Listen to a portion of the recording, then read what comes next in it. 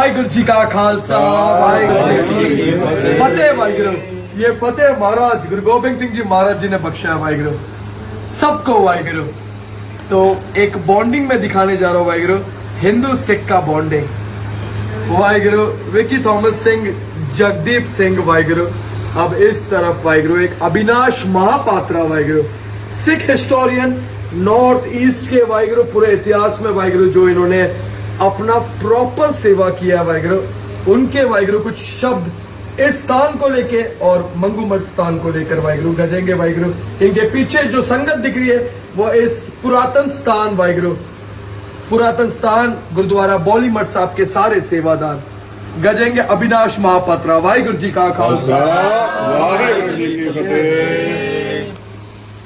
श्री मिशिल शहीदा तरनादल श्री बाबा बकाला साहब, शिरोमणि पंथ अकाली बुड्ढा दल 96 करोड़ी 50 तखत या तखत सचखंड श्री हजूर साहब। जब भी हम लोग श्री आरती आरता का उच्चारण करते हैं तो उसमें हम लोग वाणी की एक पंक्ति पढ़ते हैं जिसका मूल उच्चारण ये होता है, दरबारन मैं तेरो दरबारा, सचखंड वसे निरंकारा, लक्ष्मी खड़ी तुमरे दरबारा, सर्व देवत करित नमस्कारा। कि नानक गुरु गोबिंद सिंह जी पूरन गुरु अवतार, जगमग ज्योत विराज रही श्री अवचल नगर गुजार। इस चीज का जो प्रत्यक्ष प्रमाण है वो प्रत्यक्ष प्रमाण इस धरती पे है।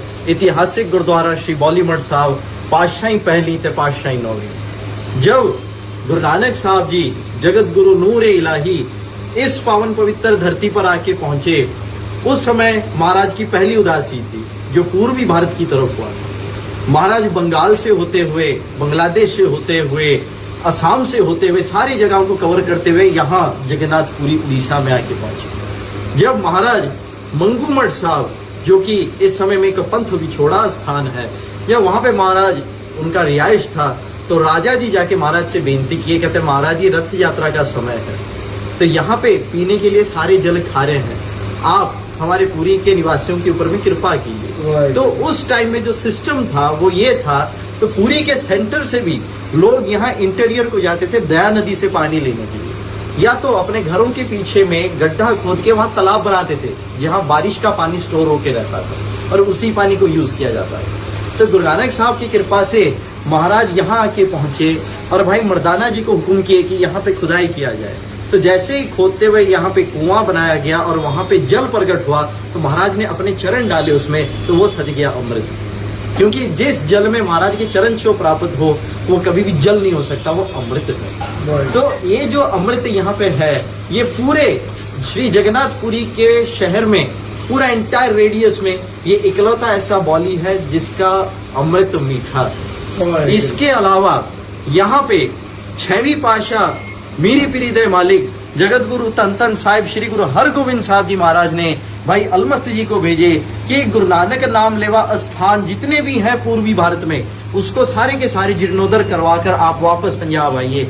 तो वो जब यहाँ पे आके पहुंचे, उन्होंने भी यहाँ महाराज का जो मंजी साहब बना था उसका जीर्णोद्धार किया। फिर उनके बाद 9वें पातशाह सगल सृष्टि दी चादर धर्म दे राखे जगत गुरु तन तन साहिब श्री गुरु तेग बहादुर महाराज जी यहाँ पे पधारे। और आज जो स्ट्रक्चर आप यहाँ देख रहे हैं, जो कि आज के डेट में रेनोवेशन भी किया गया है, लेकिन वो पुरातन हिस्टोरिकल जो हेरिटेज है उसको प्रिजर्व किया हुआ है। क्योंकि ये जो हेरिटेज है ये गुरु बख्शी हेरिटेज है, इसको आप गुरु 9वें पातशाह जी ने सजाया है। इस करके हम लोग इसको चोट ना पहुंचाते हुए मौजूदा समय में इसके ऊपर में पहरा देते हैं जागती गुरमत महापुरुष जो हमारे पुरी में इस ऐतिहासिक गुरुद्वारा बौली मठ साहब पातशाही पहली ते पातशाही नौवीं ते गुरुद्वारा आरती साहब यादगारी स्थान के जो मुख्य सेवादार हैं, उड़ीसा सरकार के सरपरस्ती में उनको इस जगह की सेवा संभाल दी गई है, जिनका नाम है संत बाबा शमशेर सिंह जी। ऐसे महापुरुषों की चरण में दास का कोटन कोट नमस्कार है कि जिन्होंने महाराज की चरण छो प्राप्त स्थान को आज सेवा संभाल करके यहाँ पे संभाले रखे हुए हैं। पीछे में आप देख सकते हैं जो बौड़ी साहब है, गुरु नानक साहब ने जो अपने हुक्म से जिसकी खुदाई करवाई थी, उस बौड़ी साहब में जो 38 पौड़ियां हैं वो जपजी साहब के साथ उसका एक बहुत बड़ा कोऑर्डिनेशन बनता है। क्योंकि जब भी हम पुरातन हस्तलिखित स्वरूपों में जाते हैं तो वहां हमें वाणी का नाम श्री जपजी साहब नहीं मिलता, वहां पे हमें वाणी का नाम मिलता है श्री जप निशान। इसका मतलब गुरु नानक साहब की निशानी है। उसी तरीके से ये जो 38 स्टेप्स बने हुए हैं बॉडी में उतरने के लिए, क्योंकि बॉडी जो होता है पंजाबी कल्चर में एक कुआं जिसके ऊपर में पौड़ियां होते हैं, उसके नीचे उतरकर उसमें से जल लेने के लिए। तो उसी तरीके से ये जो गुरु नानक साहब की जो बॉडी बनी हुई है, इसको स्ट्रक्चर देने वाले श्री गुरु तेग बहादुर महाराज जी हैं। और यहाँ पे जो 38 पौड़ियां बने हुए हैं, ये महाराज के जप निशान के परतक निशान है कि जिसके ऊपर में पौर्णमासी के दिन एक एक पौड़ी के ऊपर बैठ के जपजी साहब के एक एक पौड़ी का पाठ किया जाए और अंत में वो अमृत को छका जाकर अरदास किया जाए, तो डेफिनेटली कोई ना कोई गुरमत मर्यादा अनुसार उस अकाल पुरख श्री वाहिगुरु जी की कृपा प्राप्ति होगी। इसके अलावा जो इस जगह की जो सेवा संभाल है, जब तक संत बाबा शमशेर सिंह जी यहाँ उड़ीसा में पधारे नहीं थे, तो उस समय से लेकर अप टू बाबा जी के सेवा संभाल संभालने तक इसका जो सेवा संभाल है वो उदासीन संप्रदाय के महंत क्या करते थे, जिसका एक प्रत्यक्ष सिग्नेचर यहाँ बगल में बाबा श्रीचंद जी का जो आइडल है वो रखा गया है, उनका सिग्नेचर है। तो ये जो मठ है ये नानकपंथी मठ है। उड़ीसा के सरकारी रिकॉर्ड मुताबिक इस मठ को नानकपंथी मठ कहा जाता है। और मंगू मठ और बौली मठ, ये दोनों इकलौते ऐसे मठ हैं श्री जगन्नाथपुरी के एंटायर रेडियस में, जो कि 150 के ऊपर मठ हैं इस धरती के ऊपर में जगन्नाथपुरी में। ये इकलौते दोनों मठ हैं जिसमें चवर सेवा की दात दी गई है।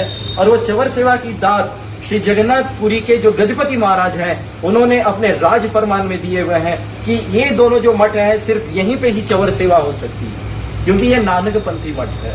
और इसके अलावा जो गुरु तेग बहादुर महाराज जी का जो यहाँ पे आना था, उसका एक बहुत ही सिंबॉलिक रिप्रेजेंटेशन है, क्योंकि जब हम दसम श्री गुरु ग्रंथ साहब जी महाराज में श्री बचित्र नाटक का पाठ करते हैं, तो वहां पे 10वें पातशाह जी आप फरमान किए हुए हैं, तिलक जनेऊ राखा प्रभुता का, कीनो कलो करो मैं साखा। तो ये जो इसका जो प्रत्यक्ष प्रमाण है वो भी इस जगन्नाथपुरी से ही मिलता है, क्योंकि जब औरंगजेब ने दरुल इस्लाम का डिक्लेयर किया और तिलक और जनेऊ की रक्षा करने के लिए 9वें पातशाह जी आप अपना शीश भेंट किए, तो उस समय में औरंगजेब ने एक मुगल फरमान यहाँ पुरी के गजपति को भेजे, जिसमें साफ मेंशन था कि जगन्नाथपुरी में बौली मठ साहब, मंगू मठ साहब और पंजाबी मठ साहब, इन तीनों जगहों में जितने भी सिख हैं, जितने भी नानक नाम लेवा संगत हैं, उनको बीच सड़क में लाके उनका सर कलम करना शुरू कर दिया जाए। लेकिन उड़िया सिख भाईचारा इतना स्ट्रांग था कि अपने जान को हथेली में लेते हुए यहाँ के जो गजपति महाराज जी थे उस टाइम में, उन्होंने ये फरमान को ठुकरा दिया। और आज भी इस जगह में एक तरफ में जगन्नाथ जी हैं, दूसरी तरफ साहिब श्री गुरु ग्रंथ साहब जी महाराज हैं, जो कि जागती जोत जहरा जहूर हाजरा हजूर सर्व कला भरपूर, जो कि अकाल नानक रूपी जोत जागती जोत है, उनका प्रकाश है। तो ये 500 साल का उड़िया सिख भाईचारे का प्रतीक है, जो कि जुगो जुग अटल रहेगा महाराज के कृपा बख्शी से। इतना ही बोल के दास विदा लेगा। वाहिगुरु जी का खालसा। ये है वाहिगुरु अब अविनाश महापात्रा वाहिगुरु। जब हुक्म आना है वाहिगुरु, इस अकाल पुरख का जब हुक्म आना है 1.25 लाख के रूप में वाहिगुरु, ये भी तैयार बर तैयार हो जाएगा वाहिगुरु, क्योंकि इतना इतिहास, इतना हिस्ट्री तो वाहिगुरु एक सिख को भी नहीं मालूम होगा वाहिगुरु, जितना इस बच्चे को मालूम है वाहिगुरु। और एक बात, बिना इनके ब्लेसिंग का तो वाहिगुरु ये बोल नहीं पाएगा, तो उनके ब्लेसिंग से ये अमृत भी छकेगा। अभी दस्तारबंदी भी हुआ है वीर का, प्राउड फील होता है अपना भाई वाहिगुरु। और ऐसे बड़े वीर जी भी है जो सेवा निष्काम होकर करते पंथ के लिए सर देना, पंथ के स्थानों के लिए मर मिटना बहुत रेयर है वाहिगुरु। ये वीर दिल्ली छोड़कर आए यहाँ पर, राजधानी है इंडिया का, लेकिन महाराज का सेवा पहले। दिल्ली हम बाद में भी चले जाएंगे, कोई बात नहीं, दिल्ली में बहुत सारे सिंह है जो दिल्ली लाल किले फतेह करते सब करते, लेकिन यहाँ पर भी कोई सिंह चाहिए। 1.25 लाख से एक लड़ाओ, तब है गुरु गोबिंद सिंह जी महाराज नाम का। वाहिगुरु जी का खालसा, वाहिगुरु जी की फतेह।